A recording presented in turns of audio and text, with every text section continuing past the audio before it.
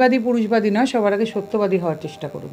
হয়তো সেটা বলি বলে লাইমলাইট কিনা জানি না, লোকে হয়তো বা আপনাদের মতন মিডিয়ার মানুষরা হয়তো আমার কাছে আসেন একটু বেশি। এটা আর লাইমলাইট পাওয়ার জন্য কোনো কাজ করিনি, জানতামও না লাইমলাইটেতে হয়। প্রথমে বরং এটাই শুনেছি, স্রোতের বিপরীতে হাঁটছি, মারধরও খেতে পারো। বাড়ির লোকেরাও বলেছেন মারধরও খেতে পারো, অপমান গালাগাল কম তো সহ্য করিনি, আজও করে চলেছি। যাচ্ছাতাই কথা আমাকে মিডিয়া সোশ্যাল মিডিয়া জুড়ে বলা হয়, চিরকাল সব হজম করেছি, আরও জানি অনেকই হবে হজম। রিসেন্টলি কিছু ঘটনা বাংলায় ঘটলো, নারী কমিশন কোথাও গেছেন? তাহলে বারবার হাট করে একজন পুরুষ অধিকার কর্মীকে তাই নিয়ে কেন কথা বলতে হয়? কোথাও ওনারা গেছেন? নারী ও শিশু কল্যাণ মন্ত্রী কথা বলেছেন একবারও? এই যে জঘন্য ন্যাক্কারজনক ঘটনা মহিলাদের সঙ্গে ঘটলো, কেউ গেছেন ওনারা? আর ওনাদের ডিসক্রিমিনেশন সব কিছুতে আছে, ওনারা খুব বুঝে শুনে পা ফেলেন। দেখুন, মানুষের না বেসিক আসলে বোঝায় একটা খুব গণ্ডগোল আছে। তো আমাদের এখানে এরকম কিছু বোঝা আছে যে আমি পুরুষ মানুষের অধিকার নিয়ে লড়াইয়ের কথা বলছি মানে আমি নারী বিদ্বেষী। কিন্তু এটা এনারা কেউ বুঝতে পারছেন না যে আমাকে কিন্তু অনেক নারী আছেন যারা যথেষ্ট ভালোবাসেন, রেসপেক্ট করেন। সর্বোপরি আমার এই অল বেঙ্গল মেন্স ফোরাম এবং আমাদের এখানে ওমেন ফর মেন বলে একটি হোয়াটসঅ্যাপ বড় গ্রুপ আছে, দল আছে, যেখানে আমাদের এই পুরুষরা যারা আছেন তাদের মা বোন, বারে বারে বলছি এ কথাগুলো, কাকিমা পিসিমা ঠাকুমাও পর্যন্ত আছেন, অনেকে স্ত্রী মেয়েরা আছেন। কাজেই নারী বিদ্বেষী হওয়ার কোনো জায়গা নেই, কারণ একজন পুরুষ অত্যাচারিত মানে সঙ্গে কিন্তু 4-5জন মহিলা অত্যাচারিত। সর্বোপরি আমাকে মহিলারা যথেষ্ট ভালোবাসেন।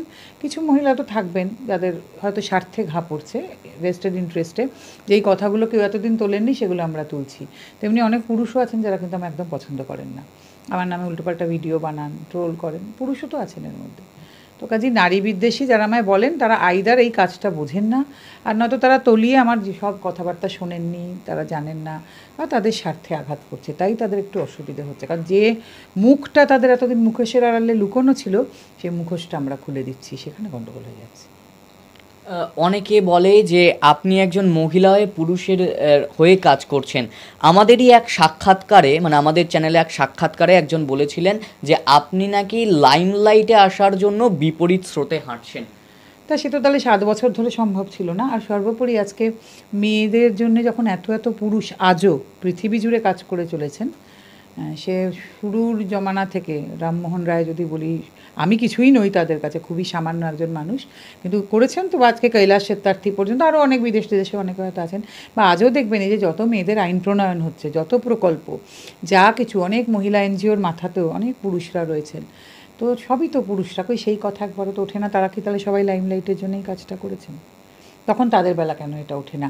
আজকে এই কাজটা করতে এসে আরও অনেক পুরুষ অধিকার কর্মী আছেন, মহিলারাও তো নেই ভারতবর্ষে, এমন নন, আছেন কিছু। তো যে কোনো কারণে হোক, আমি খুব স্ট্রেট হয়তো কথাটা বলি, স্ট্রেট ফরওয়ার্ডলি বলি, যেটা অনেক পুরুষ মানুষ বলে তাদের সম্বন্ধে হয়তো মামলা টামলা হয়ে যেত। আমি অনেক কিছু বলতে পারি, সেইখানে আবার হয়তো মহিলা বলি আমার খানিকটা সুবিধে হয়ে যায়। তো সেই কারণে হতে পারে লোকে অনেক আমার কাছে আসেন, এবং আমি কিন্তু সমাজের অন্য অন্যায়গুলো নিয়ে অনেক কথা বলি, এবং আমি কিন্তু সেখানে মহিলাদের ওপর যেখানে অন্যায় সত্যি সত্যি হচ্ছে সেখানেও মুখ খুলেছি। সেখানে কিন্তু কোনো নারী কমিশনকেই, যে যারা মহিলারা আমার সম্বন্ধে কথা বলে বেড়ান তাদেরকেও কথা বলতে দেখিনি, কোনো নারী সংগঠনকেও কথা বলতে দেখিনি, সেখানে আমি কিন্তু মুখ খুলেছি পুরুষ অধিকার কর্মী হয়ে।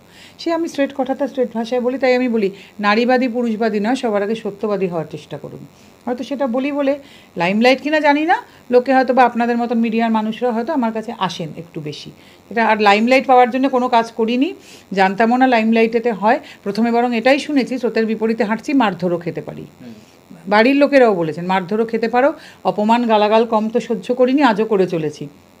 যাচ্ছাতাই কথা আমাকে মিডিয়া সোশ্যাল মিডিয়া জুড়ে বলা হয়, চিরকাল সব হজম করেছি, আরও জানি অনেকই হবে হজমও করব, সেটা তারা দেখেন না। বা আজকে 7 বছরের এই রাস্তা পেরিয়ে আসতে গিয়ে আজও কি অক্লান্ত পরিশ্রম আমাদেরকে করে যেতে হচ্ছে, জীবনের প্রায় সব কিছুই, অন্য দিকগুলো বন্ধ হয়ে গেছে, কোনোই কিছু আর নেই এই কাজটা ছাড়া, সেটা কিন্তু কেউ ভেবে দেখেন না, সবাই লাইমলাইটটা দেখছেন শুধু, এটাই দুঃখ হয় আর। এই যে আপনি মহিলা কমিশনের কথা বললেন, আজকালকার দিনে বিশিষ্ট মহলের দাবি যে মহিলা কমিশন ধনী দরিদ্র বিচার করে, বা নারীরা কোন পক্ষে আছে দলের, এই সব বিচার করছে। এই বিচার করাটা কি ঠিক, বা যদি বিচার করেও সেটাকে কি আপনি সমর্থন করেন? না, এটা তো বিচার করার কথা ছিল না, সে কেন্দ্রীয়ই হোক বা রাজ্যেরই হোক, নারী কমিশন এসব বিচার করবেন কেন? তারা নির্বিচারে নারীর পাশে দাঁড়াবেন। তো তাদের তো প্রথম বিচার হচ্ছে পুরুষ মানুষের আত্মীয় যেসব নারীরা, তাদেরকে তারা দেখেন না। কোনো পুরুষ যদি নির্যাতিত, তার মা বোনের নামে কেস হয়েছে, ইভেন তার স্ত্রী, হয়তো পুরুষটি মিথ্যা মামলায় ফেসেছেন, তার স্ত্রী গেলেও তারা দেখেন না। প্রথম ডিসক্রিমিনেশন তো সেখান থেকে শুরু হয় নারী কমিশনের, তাদেরকে তারা নারী বলেই গণ্য করেন না, কারণ তারা একজন পুরুষের পরিবার।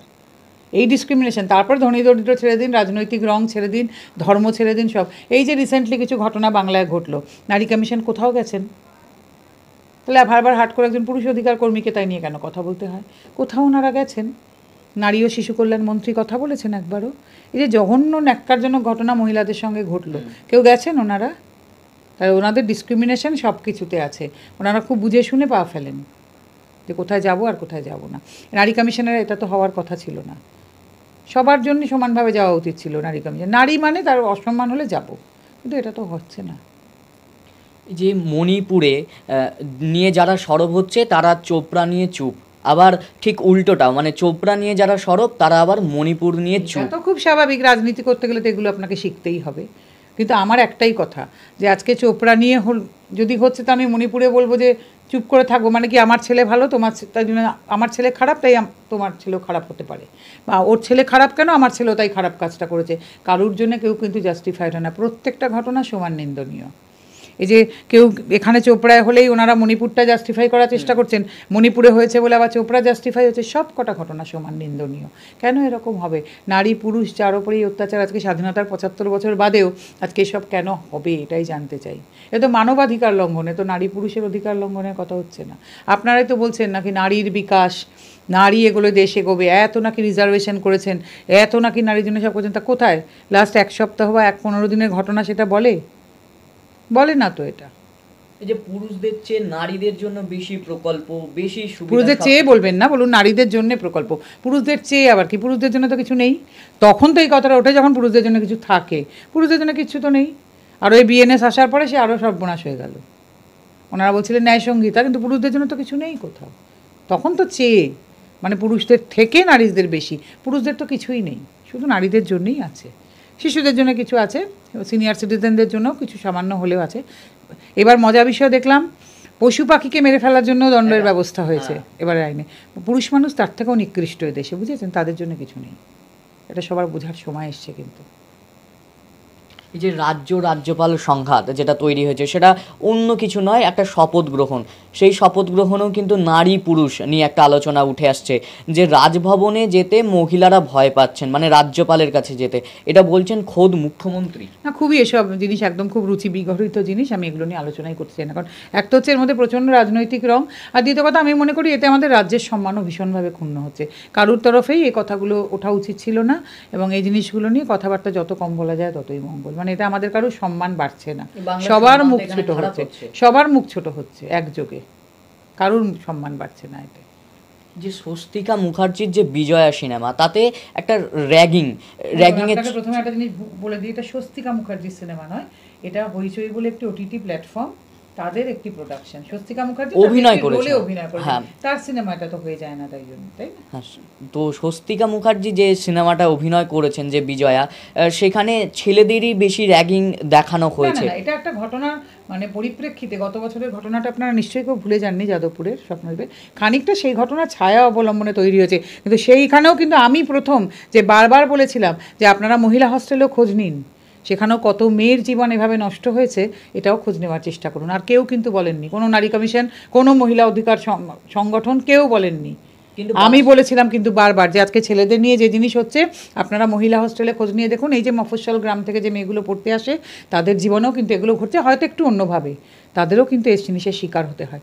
এটাও কিন্তু সেই হার্ডকোর পুরুষ অধিকার কর্মী প্রথম তুলেছিলেন, সেই ক্লিপিং আপনি তুলে দেখতে পারেন। একটি অত্যন্ত, মানে বাংলার সবচাইতে জনপ্রিয় চ্যানেলে যখন আমাকে ডাকা হয়েছিল টক শোতে, আমি সেদিন বলেছিলাম এই কথা। তাও তো আপনার বিরুদ্ধে, সে বিরুদ্ধে নিয়ে মাথা কামাই না, ও ছেড়ে দিন, কাজ করতে নেমেছে, এই বিরুদ্ধ মত তো থাকবে। সব কিছু আমার সপক্ষে হলে আমার কাজটা করে কী লাভ? আমি ওরম ভেজিটেবল হতেই চাই না, আর ইয়েস বস আমাকে সবাই করুক, আমি চাইও না। আমি চাই আজীবন আমার বিরুদ্ধ মত বজায় থাকুক।